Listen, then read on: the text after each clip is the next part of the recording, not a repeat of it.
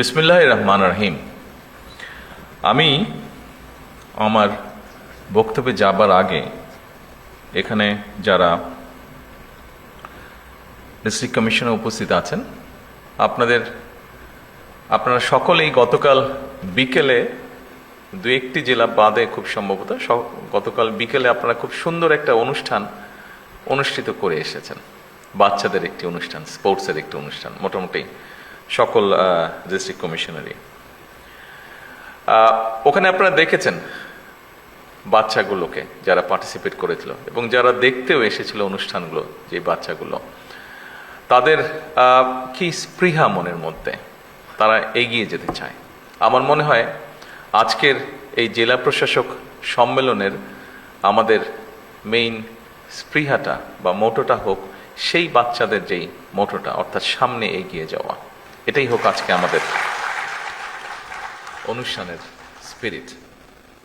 এখন আমি আমার ফর্মাল বক্তব্যে আসতে চাচ্ছি।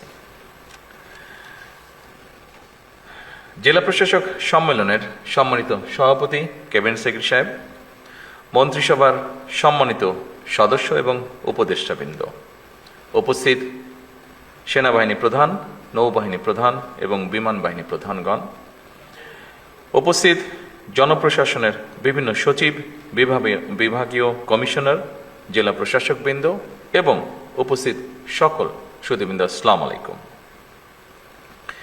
একটি অবাধ, সুষ্ঠু এবং নিরপেক্ষভাবে অনুষ্ঠিত জাতীয় নির্বাচনে জনগণের রায় বিএনপি রাষ্ট্র পরিচালনার দায়িত্ব গ্রহণের পরে আপনাদের সঙ্গে আমার এটাই প্রথম আনুষ্ঠানিক একটি সভা বা বৈঠক। 12 ফেব্রুয়ারি জাতীয় নির্বাচন অনুষ্ঠানে আপনাদের সবাই হয়তো জেলা প্রশাসক হিসেবে সরাসরি জাতীয় নির্বাচনের সঙ্গে হয়তো সংশ্লিষ্ট ছিলেন না, তবে আপনারা প্রায় প্রত্যেকেই হয়তো, যিনি যার অবস্থান থেকে প্রত্যক্ষ কিংবা পরোক্ষভাবে জাতীয় নির্বাচন পরিচালনা কার্যক্রমের সাথে হয়তো জড়িত ছিলেন। বিগত জাতীয় নির্বাচন পরিচালনায় পেশাদারিত্বের পরিচয় দিয়ে জনপ্রশাসনে যারা জাতীয় দায়িত্ব পালন করেছেন, আমি প্রথমেই তাদেরকে জানাই আন্তরিক অভিনন্দন এবং ধন্যবাদ। উপস্থিতিবৃন্দ, 12 ফেব্রুয়ারি নির্বাচনে জনগণের সামনে একটি বিষয় কিন্তু প্রমাণিত হয়েছে। জনরায়ের প্রতিফলন ঘটে, জনপ্রশাসনের পক্ষে সুষ্ঠু নির্বাচন পরিচালনা করা সম্ভব। আমি যেটি বলতে যাচ্ছি, জনপ্রশাসন যদি সঠিকভাবে কাজ করে তাহলে অবশ্যই জনগণের রায় যে প্রতিফলিত হয় সেটি আপনারা প্রমাণ করেছেন 12 তারিখের নির্বাচনে। অপরদিকে যদি আপনাদেরকে কাজ করতে না দেওয়া হয় তাহলে কি হতে পারে সেটি আমরা 14, 18 বা 24-এ দেখেছি। আমি সেই ডিটেইলে গেলাম না। আজকের এই জেলা প্রশাসক সম্মেলন অবশ্যই নতুন কিছু নয়। এটি জেলা প্রশাসকদের একটি নিয়মিত বাৎসরিক সম্মেলন। আজ থেকে এটি শুরু হবে এবং 6 মে পর্যন্ত এটি চলবে। জনস্বার্থে প্রশাসনের কি ভূমিকা পালন করা উচিত সেটি অবশ্যই আপনারা কম বেশি অবগত আছেন। এটি নিয়েও বোধহয় নতুন করে বিস্তারিত কিছু বলার নেই।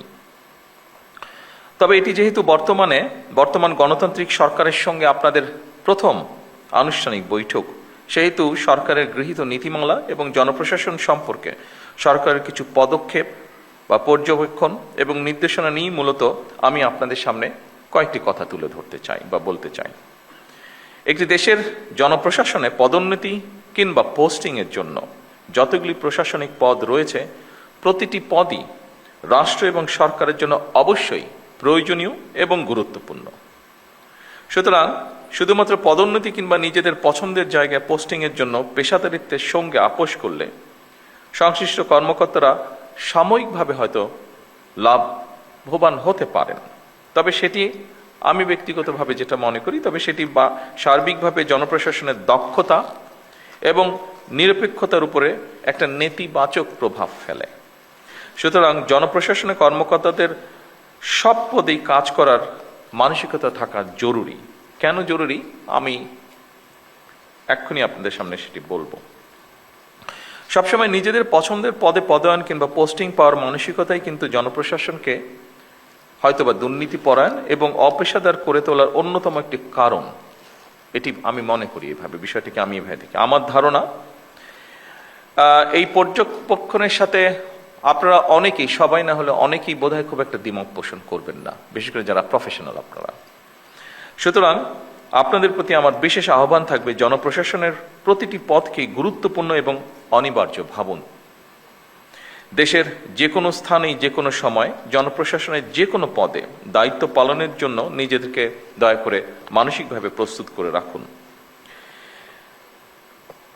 যে কারণে আমি কথাটি বলেছি সেই কারণটি হচ্ছে, দেখুন, আমরা সকলেই যদি একটি কথা মনে রাখি, সেটি হচ্ছে একটি সরকার যেরকম চিরস্থায়ী নয়, জনপ্রশাসনের কোনো পদ কারো জন্য চিরস্থায়ী নয়।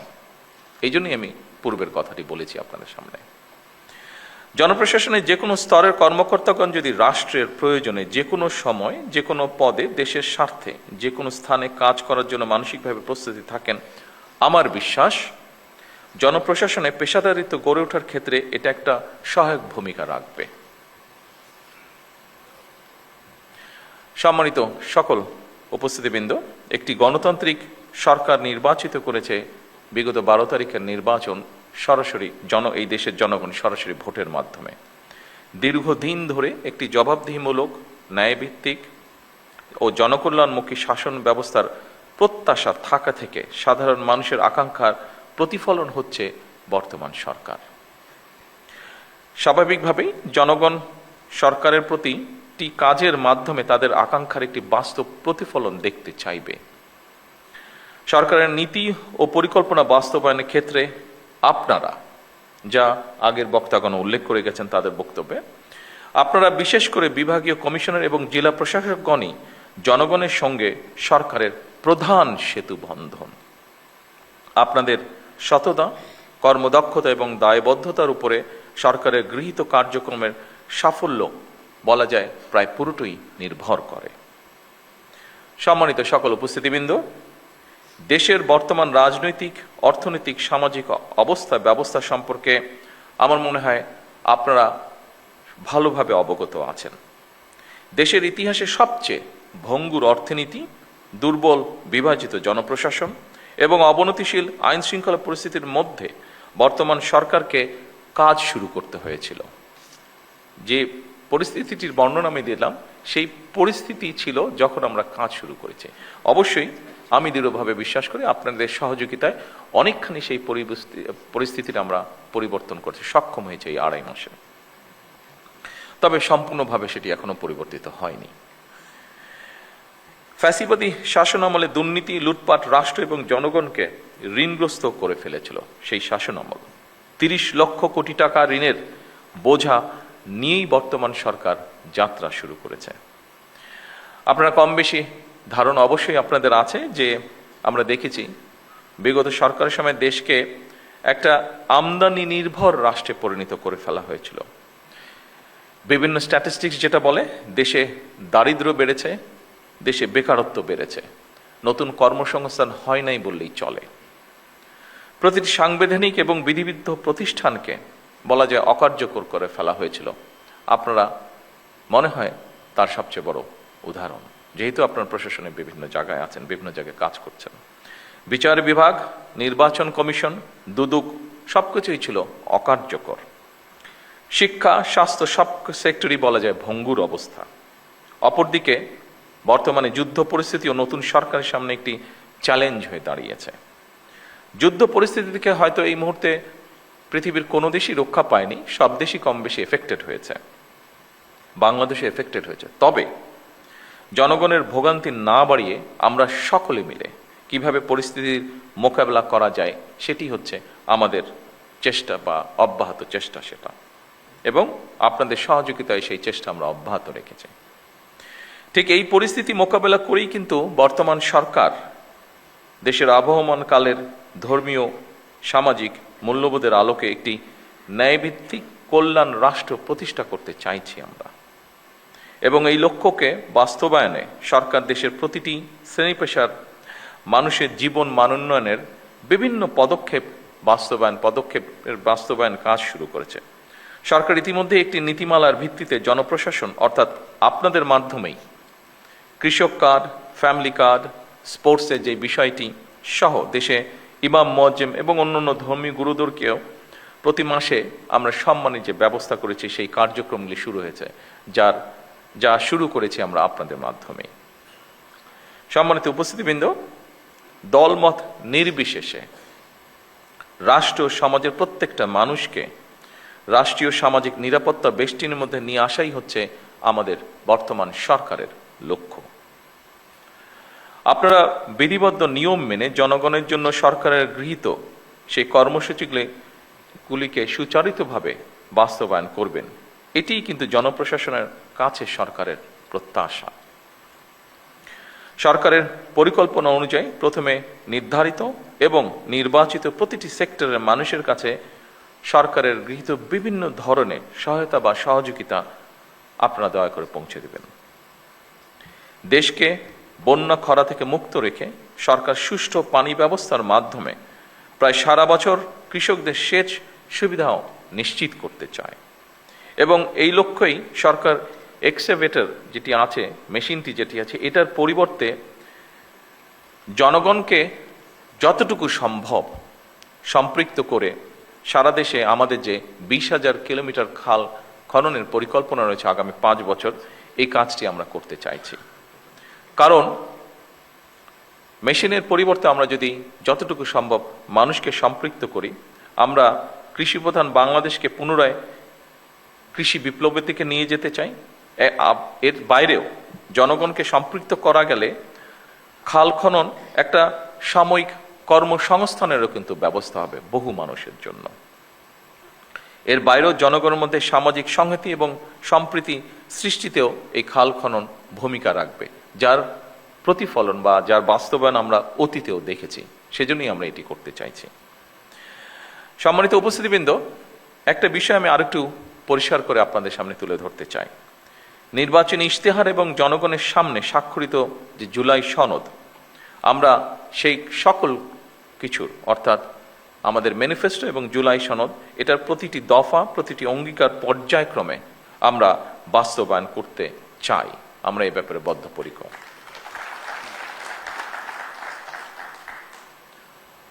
আমি আশা করব আপনারা আপনাদের মেধা ও যোগ্যতা দিয়ে জনগণের কাছে দেওয়া সরকারের প্রতিটি প্রতিশ্রুতি দক্ষতার সঙ্গে বাস্তবায়নে ইনশাল্লাহ ভূমিকা রাখতে সক্ষম হবেন।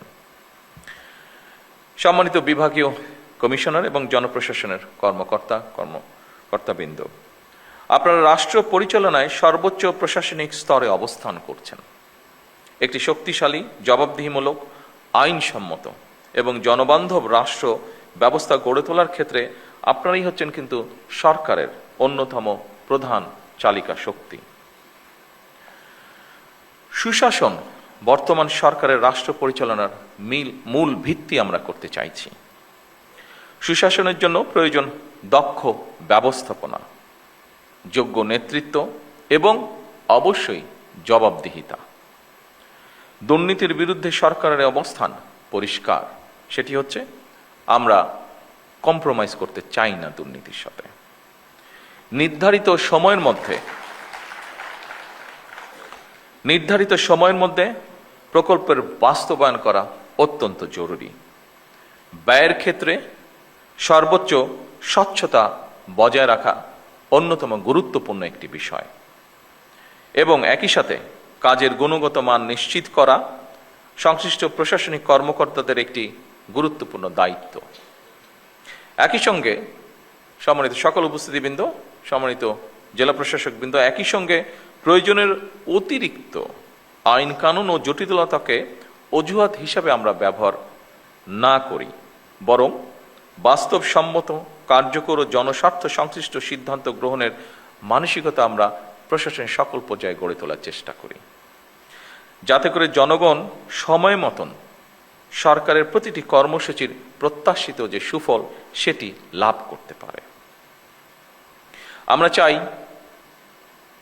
সততা, মেধা এবং দক্ষতাই হবে জনপ্রশাসনের নিয়োগ, বদলি কিংবা প্রমোশনের মূল নীতি।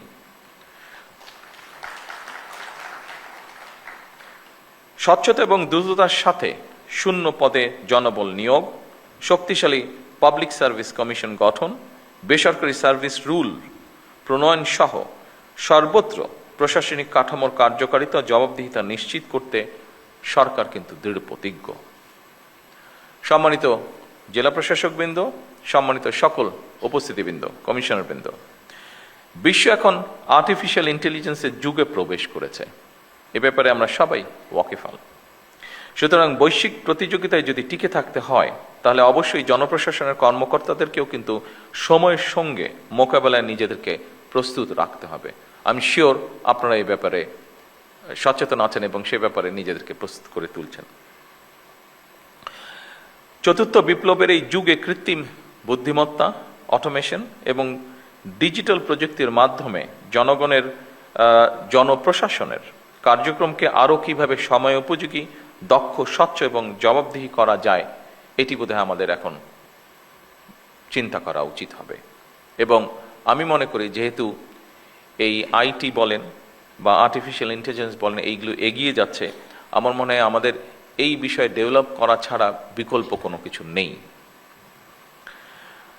সম্মানিত সকল উপস্থিতিবৃন্দ, এই সম্মেলন কেবল আনুষ্ঠানিক মত বিনিময়ের জায়গা হওয়া উচিত নয়, বরং এটি এমন একটি পরিসর যেখানে মাঠ প্রশাসনের বাস্তব অভিজ্ঞতা, সীমাবদ্ধতা, প্রয়োজন এবং উদ্ভাবনী চিন্তা সরাসরি জাতীয় পর্যায়ে সিদ্ধান্ত প্রক্রিয়ায় প্রতিফলিত হতে পারে বা হওয়া উচিত। আপনারা মাঠ পর্যায়ে সরকারের প্রশাসনিক অ্যাম্বাসেডর। দ্রব্যমূল্য নিয়ন্ত্রণ, বাজারের শৃঙ্খলা বজায় রাখা, কৃষকের ন্যায্য মূল্য নিশ্চিত করা অত্যন্ত জরুরি।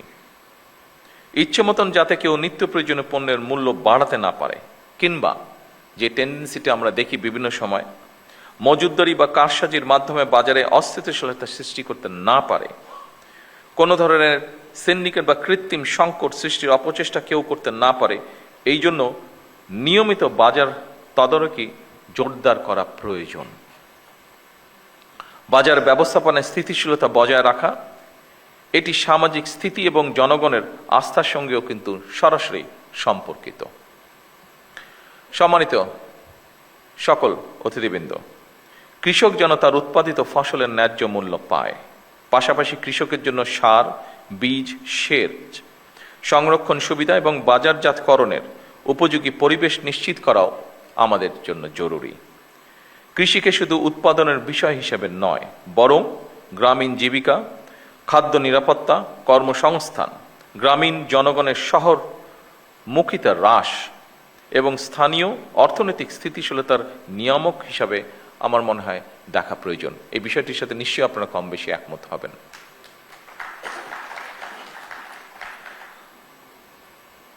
সম্মানিত উপস্থিতিবৃন্দ, মোবাইল কোর্ট পরিচালনা কার্যকর, নিয়মিত এবং দৃশ্যমান করা প্রয়োজন অনেকগুলো ক্ষেত্রে। আমি ক্ষেত্রগুলো যেহেতু আগে আলোচনা করেছি সেজন্য সেখানে আর গেলাম না। বিশেষ করে এখন আরেকটি, এই আমাদের এই যে মিডল ইস্ট ক্রাইসিসের সময় এখন আরেকটি বিষয় আমরা জোর দিতে চাচ্ছি, সেটি নিশ্চয়ই ইনস্ট্রাকশনও আপনাদের সকলের কাছে আছে, সেটি হচ্ছে সন্ধ্যা 7টার পরে আমরা চাইছি যে বিভিন্ন মার্কেট প্লেসগুলোতে যাতে বিদ্যুৎ ব্যবহার না হয়, এ ব্যাপারেও আপনাদেরকে একটু খেয়াল রাখা প্রয়োজন, খেয়াল রাখতে হবে। উপস্থিতিবৃন্দ, মোবাইল কোর্ট পরিচালনা কার্যক্রম নিয়মিত এবং দৃশ্যমান করার জন্য জরুরি পদক্ষেপ বা জোর পদক্ষেপ আপনারা দয়া করে গ্রহণ করবেন, যাতে করে আইন লঙ্ঘনের ক্ষেত্রে তাৎক্ষণিক ব্যবস্থা গ্রহণ করা যায় এবং জনস্বার্থ সংশ্লিষ্ট অপরাধ দ্রুত দমন করা সম্ভব হয়। জনগণ ন্যায় বিচার প্রাপ্তি সহজতর করা এবং সরকারি সেবাকে হয়রানি মুক্ত করা এবং প্রতিটি নাগরিকের জন্য সমান সুযোগ নিশ্চিত করা, আমি মনে করি আপনাদের কাজের একটি গুরুত্বপূর্ণ এবং বড় অংশ। উপস্থিতিবৃন্দ, সরকারি কার্যালয়ে সেবা প্রার্থীরা যেন অপ্রয়োজনীয় হয়রানি না হয় কিংবা বিলম্ব বা অনিয়মের শিকার না হয়, দয়া করে সে ব্যাপারে আপনাদেরকে কঠোর নজর রাখতে হবে। জনগণের যে কোনো ন্যায্য অভিযোগ গুরুত্ব সহকারে প্রতিকারের ব্যবস্থা দয়া করে আপনারা গ্রহণ করবেন।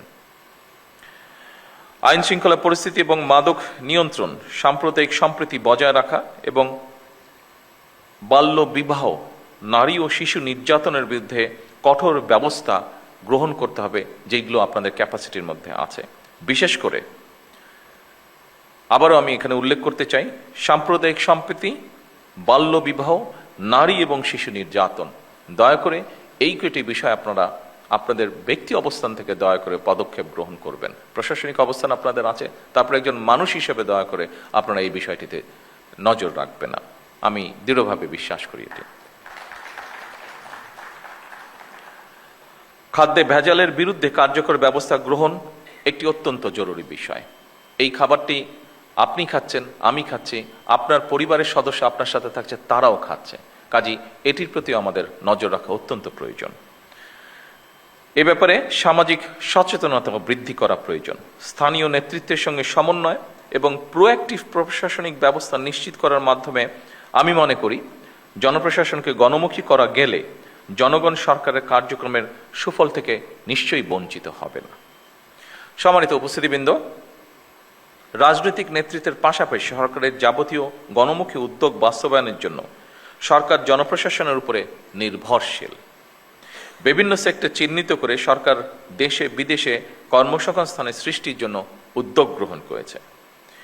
খুব সম্ভবত আমাদের নাটোরের ডিসি সাহেব বোধহয় এরকম কিছু একটা বলে গিয়েছেন ওনার বক্তব্যে। তরুণদের দক্ষতা উন্নয়ন, প্রশিক্ষণ, প্রযুক্তি নির্ভর কর্মসংস্থান উদ্যোক্তা হিসাবে গড়ে তোলার জন্য আমাদের সবাইকেই এগিয়ে আসা প্রয়োজন। খেলাধুলা, সংস্কৃতি কর্মকাণ্ড এবং জনস্বার্থে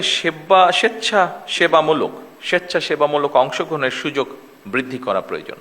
যেমন আপনারা এর ভিতরে একটি কাজ করছেন, সেটি হচ্ছে যে ক্লিনিংয়ের কাজ আপনারা করছেন আপনাদের স্ব এলাকায়, খাল খননের বিষয়টি আছে, এরকম অনেকগুলো বিষয় আছে।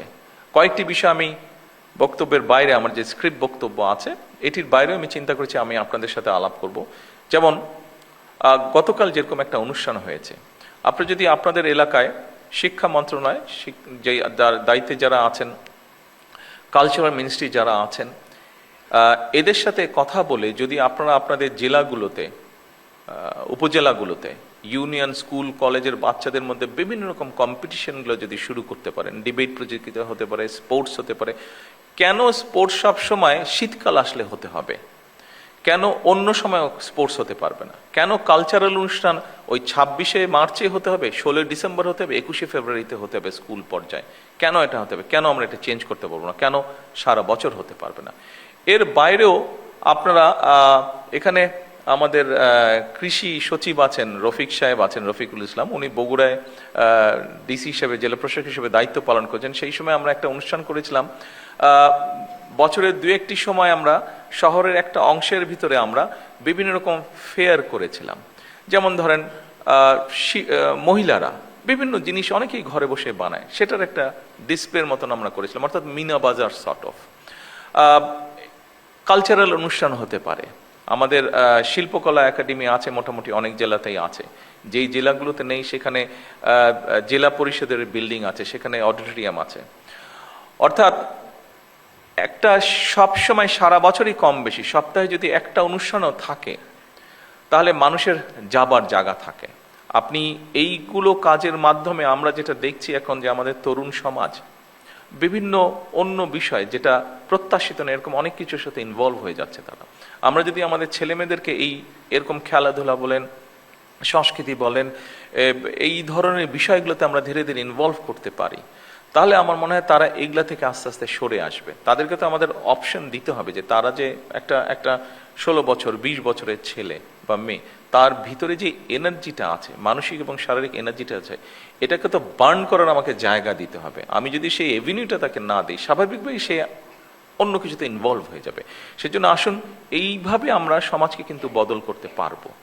আপনাদের এলাকায় বিভিন্ন, যেমন আরেকটি জিনিস আমি বলতে যাচ্ছিলাম, এটা আমি আলাপ করতাম, আমি সিনিয়র মিনিস্টারদের সাথে এবং আলাপ করে এটা ঠিক করতে চাইছিলাম। আমরা যেরকম 21শে পদক দিই, 26শে মার্চ পদক দিই, আপনাদের ডিস্ট্রিক্ট কিন্তু এরকম অনেক ঘটনা ঘটে।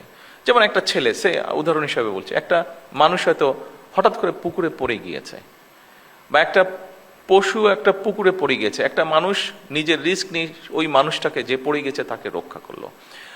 একটা জীব পড়ে গিয়েছে, তাকে একটা মানুষ উদ্ধার করলো ওখান থেকে, অথবা ঝড়ে একটা গাছ পড়ে রাস্তা বন্ধ হয়ে গেছে, গ্রামের মানুষ হাঁটাচলা করতে পারছে না, কয়েকটা ছেলে মিলে সুন্দর করে গাছটাকে সরিয়ে রাস্তাটাকে আবার ঠিক করে দিল।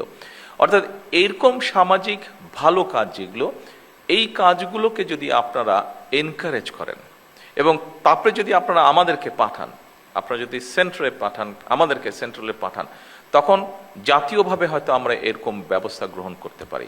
সে ম্যাট্রিক পরীক্ষা হচ্ছে, ম্যাট্রিক পরীক্ষা আমরা জানি বিভিন্ন সময় অনেক সময় অনেক ইনসিডেন্ট ঘটে থাকে। বাট আমরা যদি এরকম করি যে ঠিক আছে, আমরা ধরেন আপনার উপজেলা, সে নাটোর জেলায় সব মিলে আমরা 3 জন বা 5 জন টিচার সিলেক্ট করব যারা ভালো পারফর্ম করেছে, তখন আপনি যদি নামগুলা পাঠান, তখন আমরা সরকার থেকে তাকে একটা রিওয়ার্ড দেওয়ার বা অ্যাওয়ার্ড দেওয়ার কিছু একটা আমরা ব্যবস্থা করব। এই ধরনের বিষয়গুলো যদি আপনারা চিন্তা করেন, ফলে হবে কি, দেখুন এই সমাজে, এই দেশে তো আমরা সকলে মিলেই বাস করছি। আমরা নিজেরই যখন পারিবারিক লেভেলে আলোচনা করতে বসি, আমরা যখন বন্ধু বান্ধব সামাজিক লেভেলে আলোচনা করতে বসি, আমরা অনেক বিষয় নিয়ে আলোচনা করি আমরা, যেগুলো আমাদেরকে কিছু ডিপ্রেস করে ফেলে, আমরা কিছু ফ্রাস্ট্রেশন এক্সপ্রেস করি আমাদের।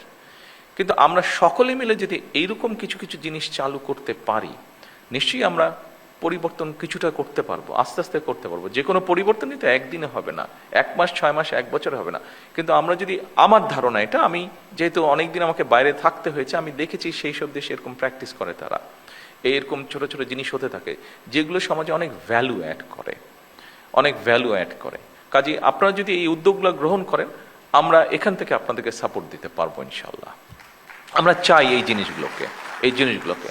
আমি কিছুদিন আগে ইনফরমেশন মিনিস্টার সহ, সেক্রেটারি সাহেব সহ আমরা আলাপ করছিলাম যে আমরা দেখছি সোশ্যাল মিডিয়াতে অনেক কিছু আমরা দেখছি, আমরা সমাজে আমাদের চোখেও দেখছি।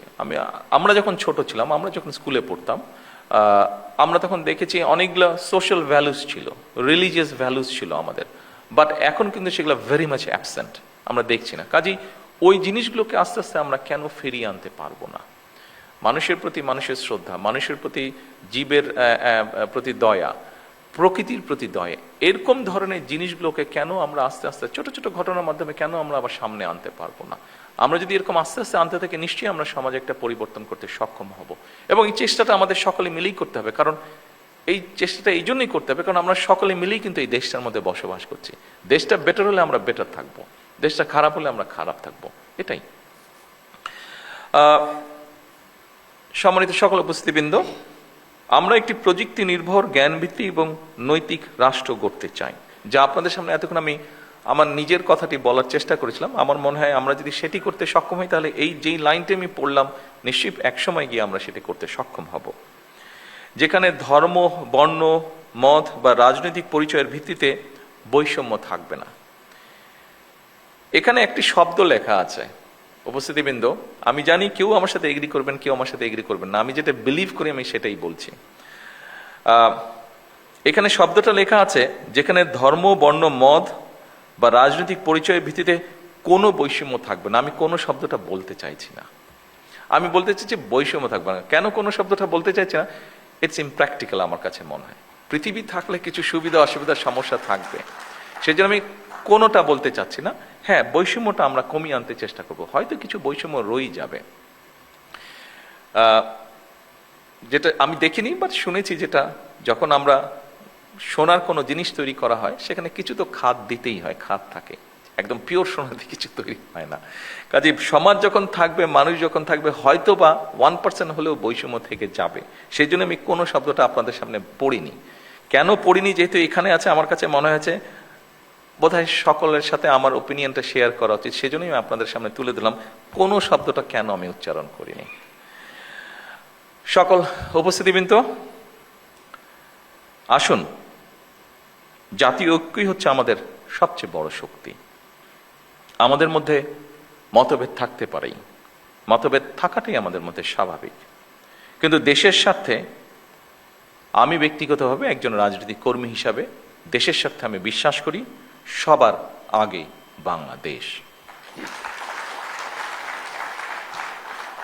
সম্মানিত সভাপতি, সম্মানিত মন্ত্রী পরিষদের সদস্যবৃন্দ, সংসদ সদস্যবৃন্দ, উপস্থিত সকল সদস্যবৃন্দ, আমি আনুষ্ঠানিকভাবে জেলা প্রশাসক সম্মেলন 2026-এর সাফল্য কামনা করছি এবং এই সম্মেলনের আনুষ্ঠানিক উদ্বোধন ঘোষণা করছি। আসসালামু আলাইকুম।